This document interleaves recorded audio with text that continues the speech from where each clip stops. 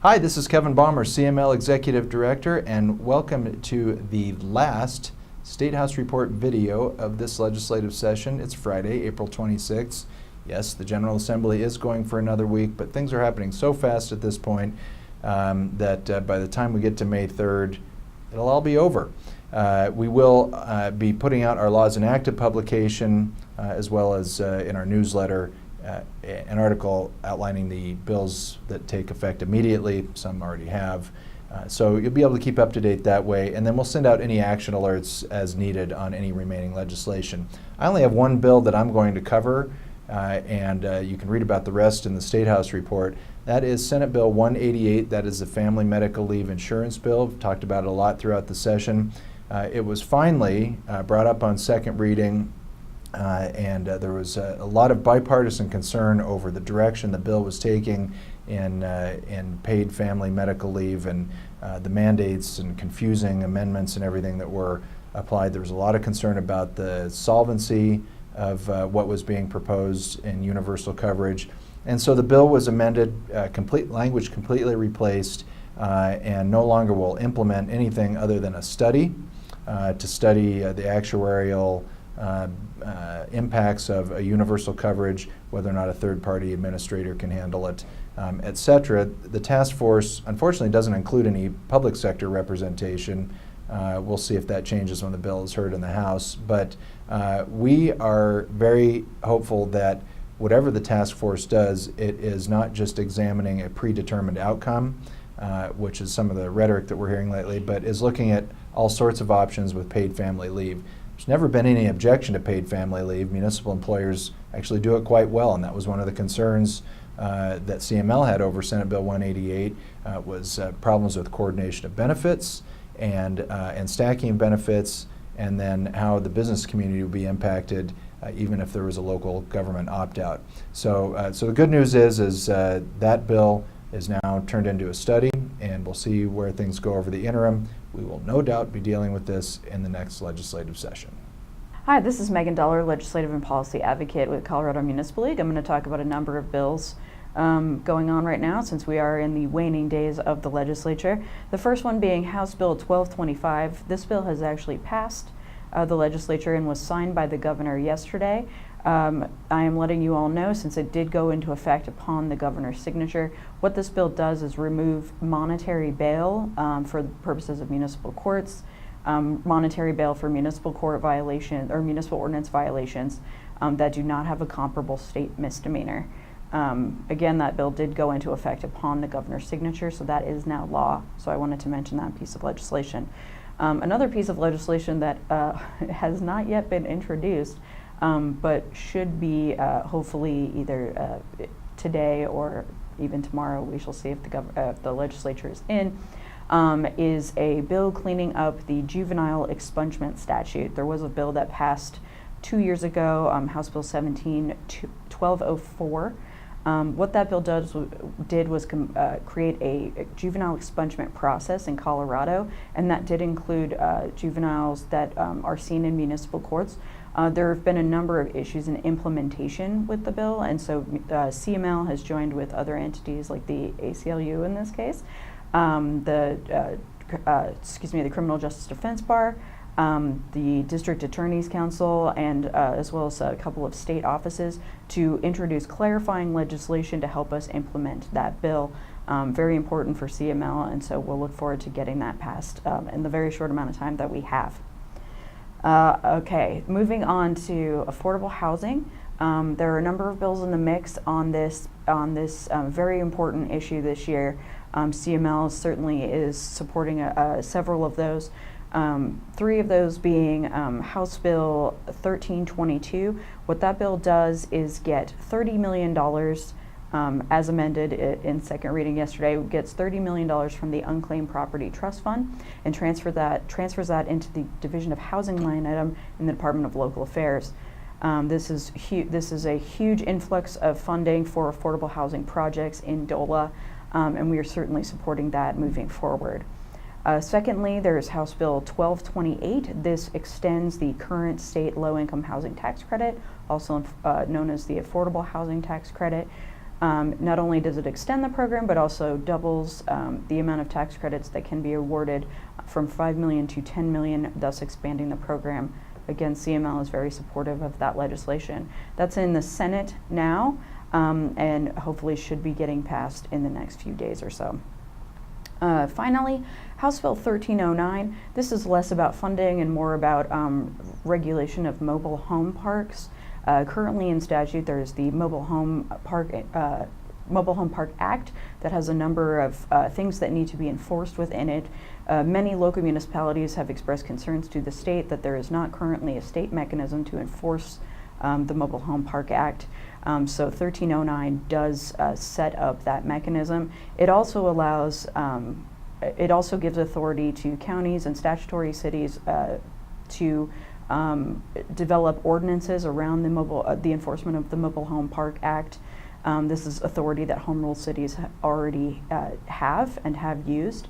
A lot of tenants in mobile home parks have expressed concerns to local governments about some of the things happening within those parks, and so local governments want to have the power to be able to address those issues in their communities. On to the subject of opioids and substance abuse disorder within the public safety realm. Much like affordable housing, CML is following a number of pieces of legislation on this issue. I won't go through each of them individually. There are about 4 or 5 bills still in the mix on this. Many of those bills CML is supporting because they provide funding to local governments, either law enforcement, local public health agencies, or local governments themselves for anywhere from prevention of substance abuse and education to getting treatment in underserved areas and expanding those options, to criminal justice diversions on the local level as well.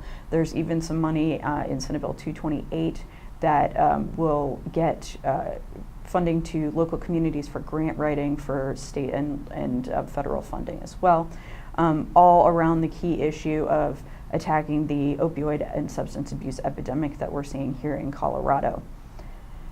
We expect that the majority of those bills we expect all of those bills to pass. They've been funded in some way, shape, or form, so we're very pleased to report that. I do want to mention one other bill that passed out of House Appropriations today and will start moving through the process. House Bill 1009. CML is watching this for a number of reasons, but one key piece in there is creating a certification or a sort of light regulatory process for sober living homes. This has been an issue that CML has been following very intensely, and so we are looking forward to that bill passing. Under the issue of limited gaming, House Bill 1327 has been introduced. This bill creates a regulatory mechanism for legal sports betting here in Colorado. It follows what is currently allowed under the Constitution in that it says that casinos that are within the 3 gaming towns can get a master license or a license from the state to operate sports books. It also says that they can contract with online retailers for sports betting. The bill also creates a question that will go to the voters in 2019 to allow for those bets to be taxed at up to 10%, and with the revenue going to the state's water plan. CML is very supportive of this bill, as we appreciate that it still follows the mechanism laid out in the Constitution, as well as provides revenue to our much needed resources to the state's water plan as well, which will certainly impact municipalities. Finally, within the emergency management realm, House Bill 1292 has been introduced and has moved through the process relatively quickly and is now in the Senate. CML is supportive of this bill because what it does is fund the Colorado Resiliency Office. This is something that this office was created after the floods of 2013 and really has aided a lot of local communities for emergency management or fallout of following disasters, as well as providing assistance in building resilient as well. So CML is very supportive of that bill, and we hope to see its passage and the continuation of that office. Hello, Morgan Cullen here at CML, and I am going to give you a quick update on some transportation loose ends that finally got resolved, and they're significant to municipalities. The first is the $100 million that was negotiated earlier this month between the House and the Senate when they took up the long bill. And yesterday evening, the Joint Budget Committee decided to move forward with the JBC bill to allocate that $100 million. The good news for your municipalities is they're going to run that revenue through the HUTF, which means that 18% will go back to municipalities. So that's $18 million additional dollars that will go to municipalities, cities and towns across the state for transportation purposes this year. And that is in addition to the 11.2 million that it was already allocated on Senate Bill 1. So we're going to be getting just about $30 million this year in one-time transportation funding for municipalities, which is I'm very happy about because it's badly needed money for our cities and towns across the state. The other outstanding piece was the $2.34 billion bonding question that was negotiated in Senate Bill 1. That was going to be a referred measure that voters were going to consider in 2019. But that was before voters had already, the General Assembly knew that they were going to consider a $3.5 billion bonding question in 2018, which lost by about 20 points. So there's not a whole lot of interest in moving forward with a bonding question that's probably going to be lose. And then also there is a conflict.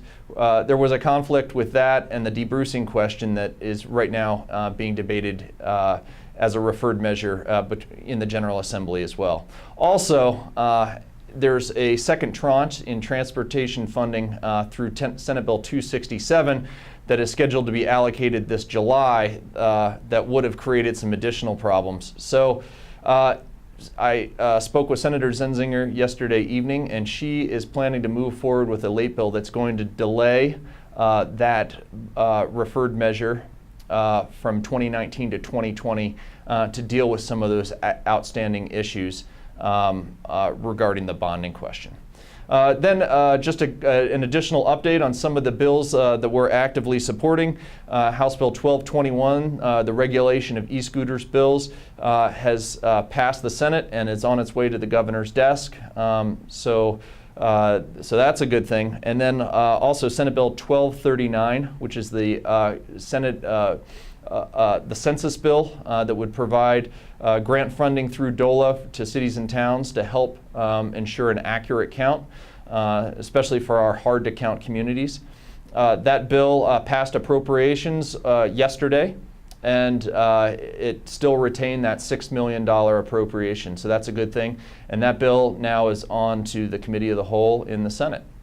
And then finally, a bill that we didn't actually take an active position on, but we have been closely monitoring it, and that is House Bill 1261, the Climate Action Bill. That passed out of appropriations as well and is on to the Committee of the Whole in the Senate. So that bill's moving along right along, and I know that's a significant piece of legislation for many of you, for many of our members. Hi everybody, Brandy Dilling here at the Colorado Municipal League. I have 3 updates for you today, so let's get started.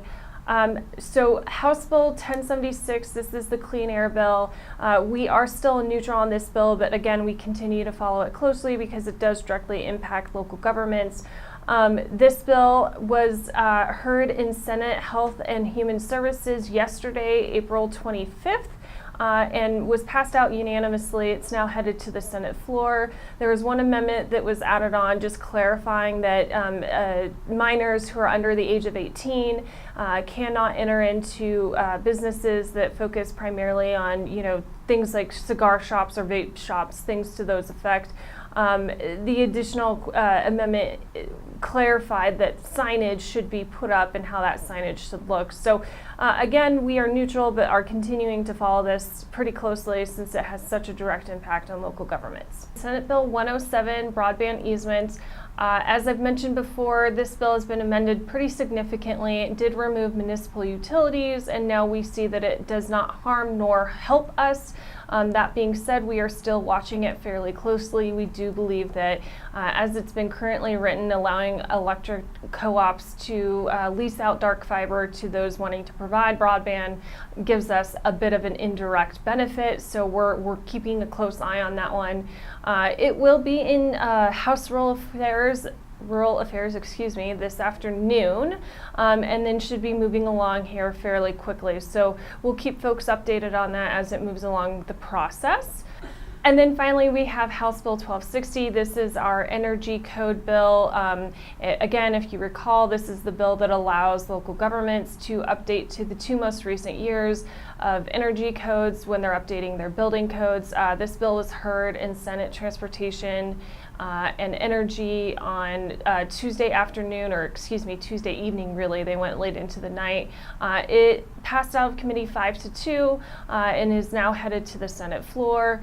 There was a few questions about whether or not local governments would be able to update in an efficient manner, but I think ultimately folks recognize that because there was the flexibility of allowing local governments to update energy codes when they're updating their building code, that this gives us the ability to implement when we see fit. So that's it, and this is my last Statehouse Report video ever.